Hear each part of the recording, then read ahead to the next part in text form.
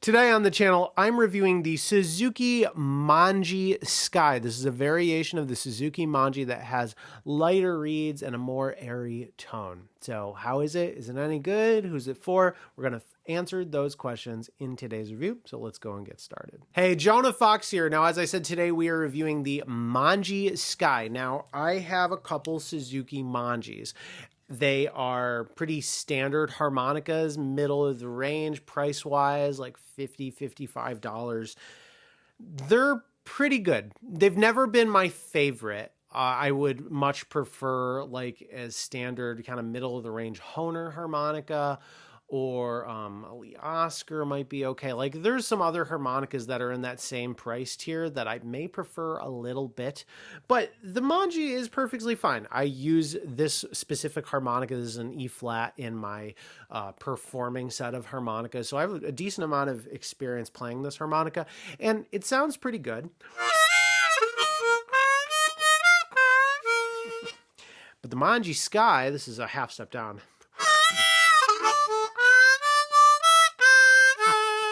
has a very different tonal characteristic to it, but really where I find the big difference is the playability. Okay, so functionally, these harmonicas are pretty much the same. You can tell they have the same cover plates. Okay, same cover plates. The comb is identical besides the color.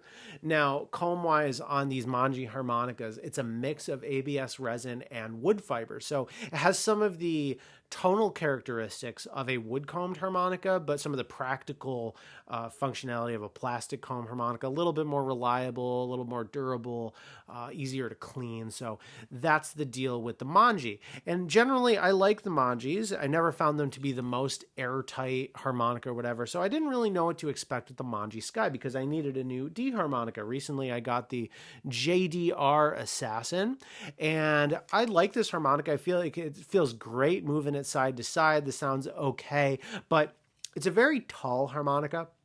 And just holding it like this, I've been finding that the middle joint of my finger was really hurting. So I was like, hey, let's go see what this harmonica is about. And when I picked it up, took it out of its box and was playing around with it, my first thought was, I might have to get a full set of these. So let me explain why. This harmonica plays like butter. I don't know what they're doing with the reeds. I don't know if it's a different material or they're a little thinner. I'm not exactly sure. I couldn't really find that information out there. So if you know, write it down below in the comments. But this harmonica plays like no other harmonica that I have. It's just so easy. You have to use such a little amount of air to get a good sound out there. Now, the trade-off is that it has a much thinner tone, okay?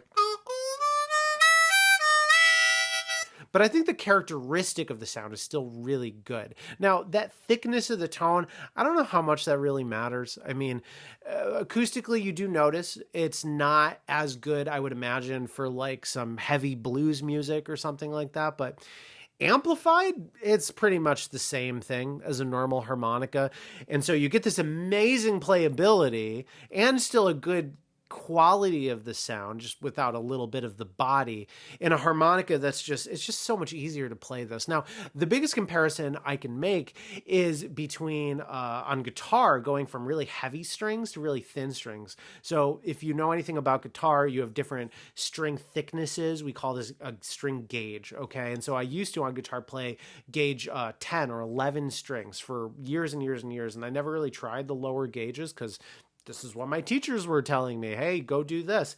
And I watched a YouTube video a while back that was like, hey, you should really try low gauge strings. And so I started trying strings lower and lower, 9s, 8s, and 7s. And I was finding that it just plays better. It's easier on my fingers. The sound might not be as thick and full, but the trade-off in playability is more than worth it. And that's exactly what I feel with this harmonica. This is the equivalent of using like lighter strings, but on a harmonica, we are using lighter reeds. And it really does feel like that. The bends are just so easy. And it feels so smooth to play. And this isn't even like the most airtight harmonica in my collection by far, but it kind of feels like it is, which is interesting. Like I took it apart, there's decent gaps underneath the reeds. It is not perfect. Like as an example, while all the bends work,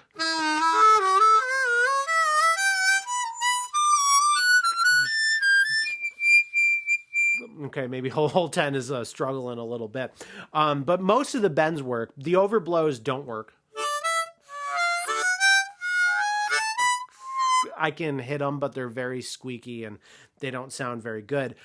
Despite all of that, this harmonica is just so easy to play. So I imagine if you really gap this harmonica very tight, it's going to be like this, but even more so. So here's really who I'd recommend this harmonica for. First of all, anyone who doesn't really care about that thickness of tone that you might want if you're playing really heavy blues music. If that's not your biggest driving factor in a harmonica, then I think you'd probably be open to this at least. I think it's probably especially good for really fast runs or, first position and more of that folky, raspy, light sound, I think would be really good. So stylistically, it might be a better choice for certain genres of music if you want that lighter, raspy sound. But just playability wise, it's just so easy. So if you're like learning how to bend, as an example, this is the easiest harmonica to bend in my whole collection. And that is even comparing, and this is at $55, harmonicas that are above $200. Okay. This is the easiest harmonica to bend and to play, I would say overall. It doesn't have as much flexibility as I would get with like an Archaea Signature, where I can play all the overblows and it's like really, really airtight and you feel a lot of suction because it's just so, properly channeled with the air. It doesn't really have that, but the reeds being so light just makes them so easy to play.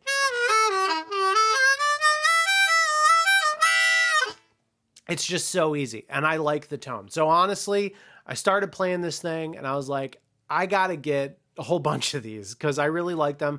And I definitely think that the Manji Sky could be someone's favorite harmonica. So take that for what you will. I'm going to leave you today with a demo. So go and check this out. There's a little bit of blues being played on the Manji Sky. This one's in the key of D, so the backing track is in A. Hope you enjoy.